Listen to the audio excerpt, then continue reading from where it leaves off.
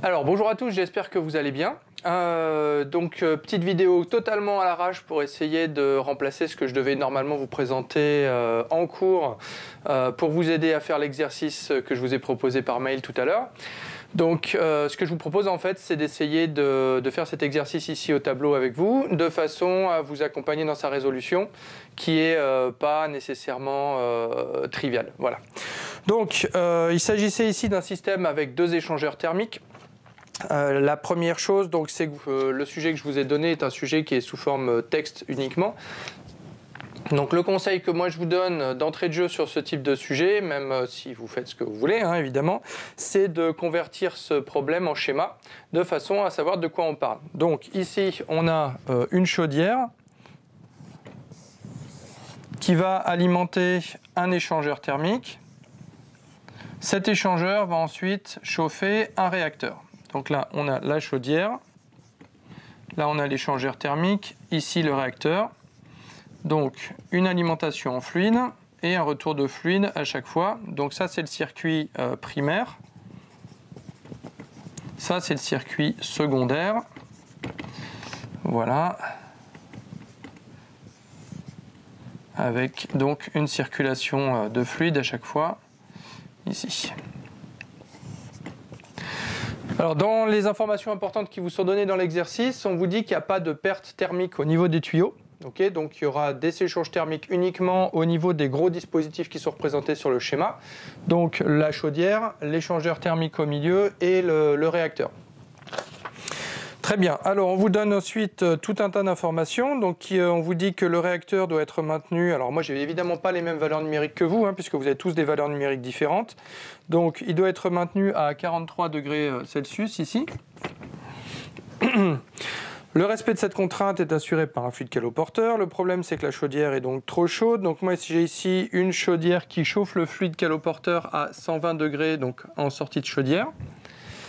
Ici, voilà, on a un deuxième fluide caloporteur derrière. Le débit dans le secondaire est de 6 tonnes par heure. Donc ici, on a 6 tonnes par heure de débit. Voilà, la sortie du fluide caloporteur de la double enveloppe donc, est de 64 en entrée de la double enveloppe pardon, est de 64 degrés Celsius et en sortie de la double enveloppe elle est de 50 degrés Celsius. Voilà. Donc première question qui vous est posée, c'est de savoir quelle est la puissance thermique en fait qui est donnée au réacteur, compte tenu du fait que le fluide caloporteur a une capacité thermique qui vaut 3,9 kJ, joule par gramme par Kelvin. Joule par gramme et par Kelvin. Voilà, sachant que c'est pareil, vous n'avez pas les mêmes valeurs numériques. Donc, eh bien, là, c'est relativement facile en fait, puisque vous allez simplement déterminer la puissance thermique fournie comme étant le débit fois la capacité thermique, fois la différence de température, autrement dit la température de sortie du réacteur, donc TR sortie, moins la température d'entrée du réacteur, donc TR entrée. Voilà, si vous ne vous souvenez plus d'où ça sort, je vous renvoie au cours de la semaine dernière.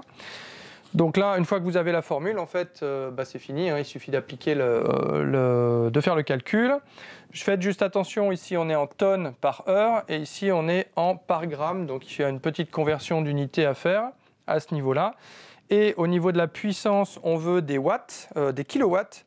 Les kilowatts en fait sont des kilojoules par seconde, donc là on est en joules, là on est en heures, donc pareil, il y a une petite conversion d'unité à faire pour obtenir des kilowatts. Alors ensuite on vous dit que le rendement de l'échangeur thermique E est de 77%. Donc là on s'intéresse cette fois-ci au rendement de l'échangeur thermique. Ici on a 77% de rendement.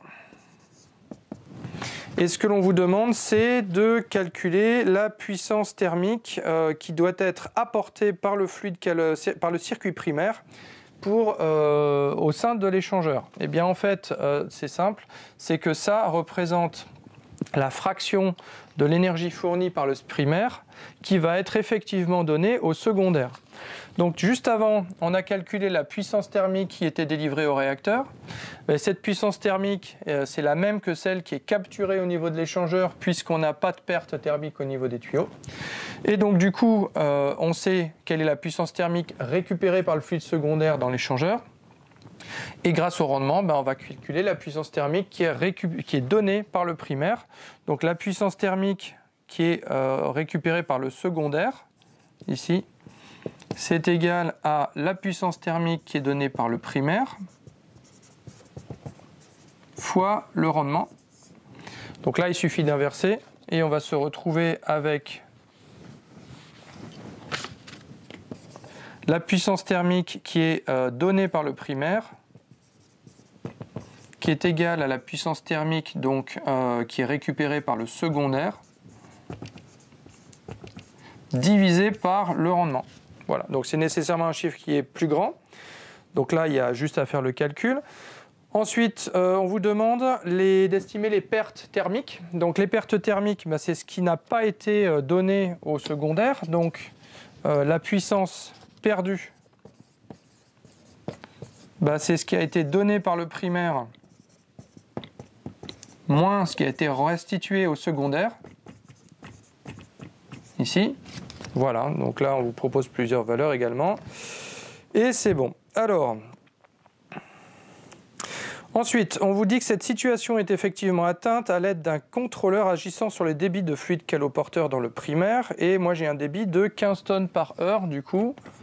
Là on va l'appeler D2, là ça va être D1. On a 15 tonnes par heure de débit dans le primaire. Voilà. Déduisez-en la température du fluide caloporteur du circuit primaire à la sortie de l'échangeur, autrement dit ici. Et bien là, c'est exactement le même calcul que tout à l'heure. Simplement, au lieu de chercher la puissance, on cherche la température. Donc je reprends ce que j'avais écrit tout à l'heure, qui était que la puissance thermique qui était donnée, c'était le débit fois la capacité thermique, qui est la même que tout à l'heure, fois la température en entrée, moins la température en sortie. Donc ça, c'est une valeur qui est positive, c'est la puissance qui est donnée dans l'échangeur.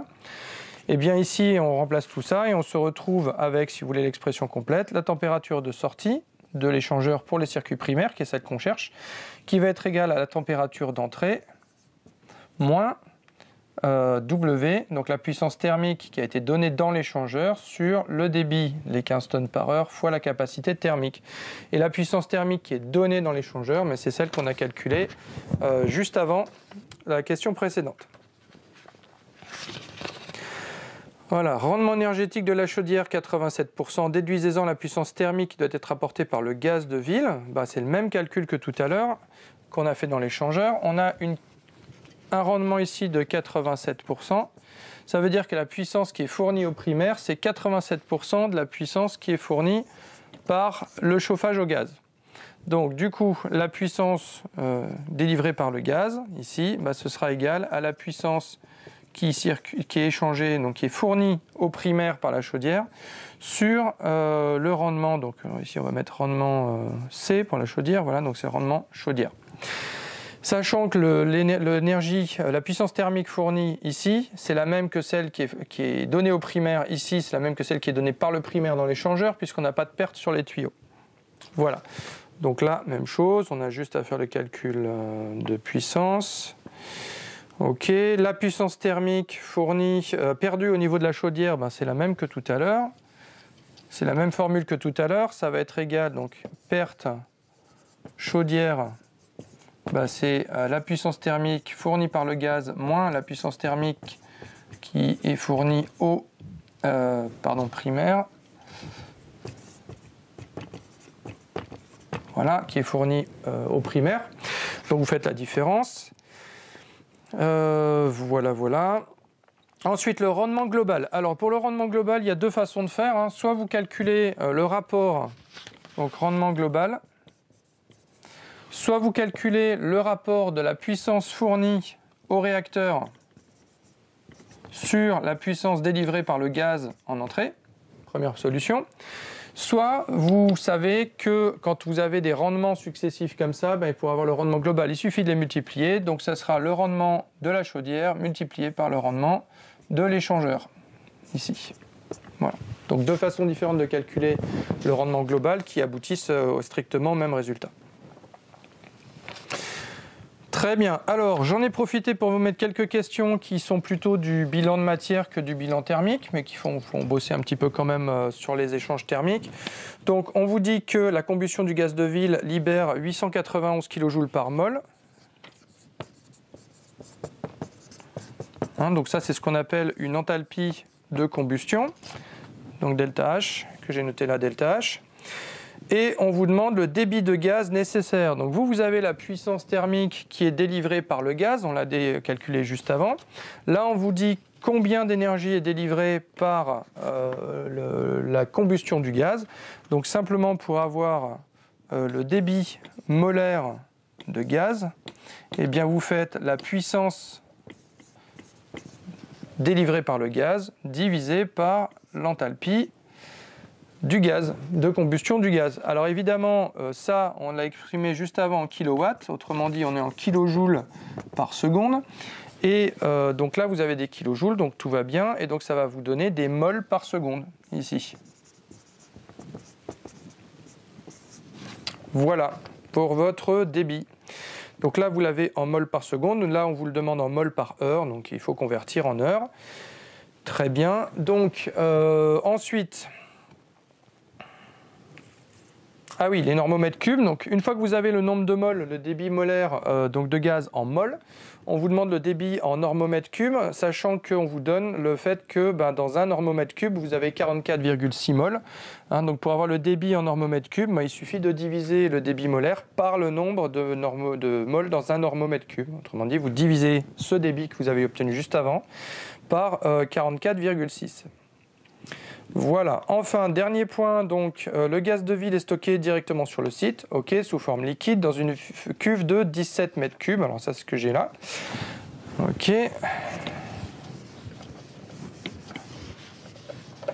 Donc on a une cuve, voilà, qui fait 17 mètres cubes. Alors vous avez une valeur numérique qui est différente pour le volume de la cuve. Déterminer combien de temps la chaudière peut être alimentée en gaz à l'aide uniquement de cette cuve. Donc on vous rappelle la masse molaire du gaz et sa densité à l'état liquide à moins 161 degrés. Voilà, qui est de 0, moi j'ai que 0,423, donc ça je pense que cette valeur-là elle est pareille pour tout le monde puisque j'avais pris les vraies valeurs du méthane. Donc on a 17 mètres cubes, donc ça vous le convertissez en litres. Grâce à la densité, donc vous faites, donc ça c'est un volume, donc votre volume fois la densité du méthane, ça va vous donner la masse de gaz totale, donc la masse de gaz qui est disponible dans la cuve. Et en divisant cette masse de gaz par la masse molaire du gaz qui vous est donnée, vous obtenez le nombre de mols de gaz disponible. Et comme on a calculé juste avant le débit molaire dont on avait besoin pour alimenter la chaudière, mais puisqu'on a le nombre de mols et qu'on a le débit molaire, on a le temps de chauffe disponible qui est égal au débit molaire divisé par le nombre de mols de gaz. Pardon, c'est l'inverse évidemment. Hop.